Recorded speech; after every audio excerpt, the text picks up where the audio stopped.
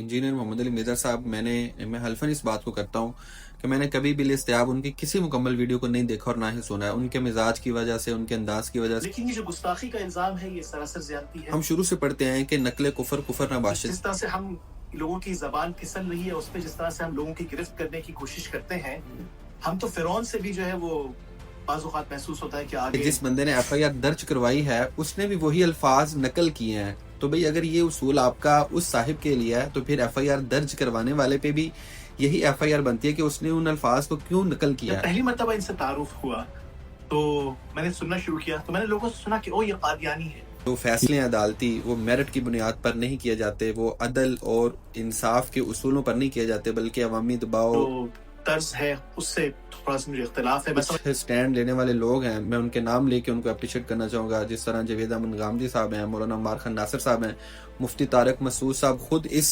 मरहले से गुजरे हुए हैं। बड़े उलमा वो इस मामले में खामोश रहते हैं, तो इसका मतलब है कि वो मौके की तलाश में थे। कासिम आसिफ जामी साहब कोई बात फरमा रहे हैं, तो बजाय इसके कि मैं उनकी बात सुनूं और फिर दलाइल की बुनियाद पे, इस्तिदलाल की बुनियाद पर मैं बात करूं, मैं बस एक लेबल लगाकर उनको मैं खामोश करके और मुआशरे में आइसोलेट करने की कोशिश करता हूँ। ये एक बहुत ही गलत तर्ज है।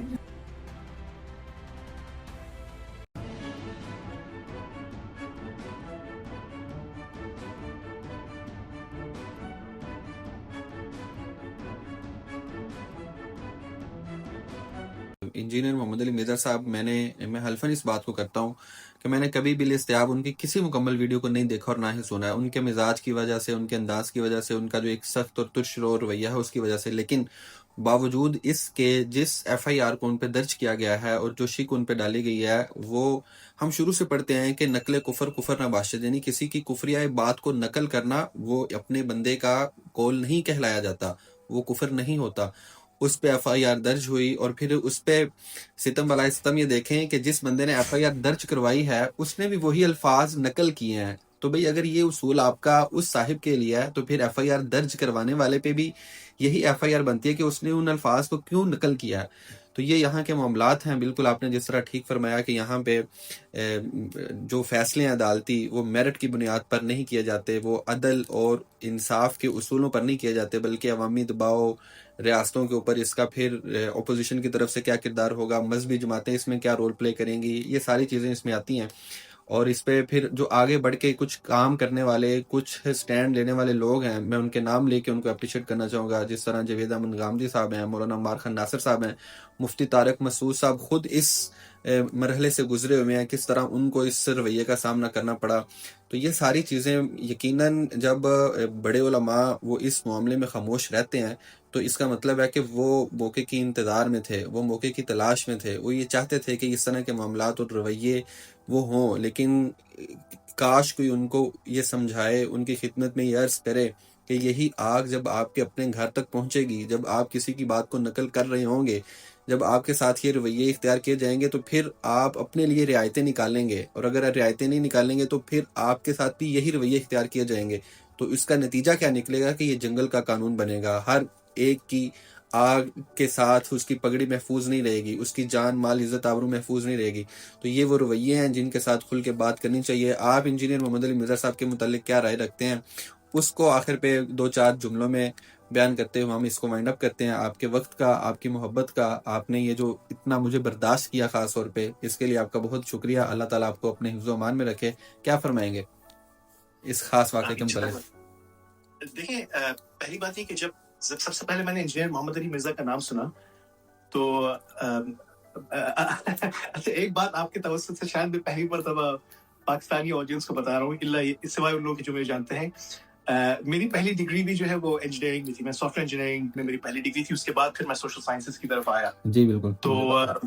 तो खैर, तो इंजीनियर मैं भी हूँ, लेकिन इस ट्रिप को कोई काट के जो है वो किसी और उसमें इस्तेमाल ना करते। मैं इंजीनियर से फिर मैं सोशल साइंसेस की तरफ बढ़ गया। ठीक है। तो इस वक्त पीएचडी जो है वो मतलब सोशल साइंसेस की फील्ड में ही मैं कर रहा हूँ। खैर, जब पहली मर्तबा इनसे तारुफ हुआ, तो मैंने सुनना शुरू किया, तो मैंने लोगों से सुना कि ओ, ये कादियानी है। ठीक है। ठीक है। तो मैं अल्हम्दुलिल्लाह अल्लाह की मेहरबानी से एक थोड़ा सा क्रिटिकल थॉट प्रोसेस है। मैं सुनी सुनाई पे नहीं जाता। अपने दुश्मन से मुताल्लिक भी अगर मैं कोई बात सुनूंगा तो मैं कोशिश करता हूँ कि तहकीक कर ली जाए, तस्दीक कर ली जाए। कुरान ने हुक्म दिया ना, इन जाअकुम फासिकुम बिनबइन फतबय्यनु। जी तो खैर, तो मैंने जब तहकीक की तो पता चला कि ये तो बिल्कुल झूठ है सरासर। तो उनकी तफसीली वीडियोस मौजूद हैं रद में और खत्म नबूवत के दिफा में। बिल्कुल। तो इसके बाद जब कुछ लोगों ने मुझे, जिन लोगों ने बात कही थी, जब उन पे पेश की गई, तो फिर उन्होंने कहा अच्छा वो हामी है उनका। तो मैंने कहा ये भी आप झूठ बोल रहे हैं, बहुतान है जी। इसके बाद फिर एक और ये लेबल, मुझे ये सब लेबल्स पसंद नहीं है, लेकिन मैं क्योंकि कोट कर रहा हूँ तो मैं इस्तेमाल कर रहा हूँ। फिर कुछ लोगों ने कहना शुरू किया कि रावजी है, वो बात भी झूठी थी। फिर उसको उन्होंने डाउनग्रेड कर दिया, कहा नहीं नीम रावजी है, इस तरह की बात है। देखिए हमारा यानी लेवल ऑफ इंटेलेक्चुअल डिस्कोर्स ये रह गया कि हम ये लेबल्स इस्तेमाल करके किसी को खामोश करना चाहते हैं। यानी अगर कासिम आसिफ जामी साहब कोई बात फरमा रहे हैं तो बजाय इसके कि मैं उनकी बात सुनूं और फिर दलाइल की बुनियाद पे, इस्तिदलाल की बुनियाद पर मैं बात करूं, मैं बस एक लेबल लगाकर उनको मैं खामोश करके और मुआशरे में आइसोलेट करने की कोशिश करता हूँ। ये बहुत ही गलत तर्ज है, ये मुनासिब नहीं है एक मुसलमान के लिए।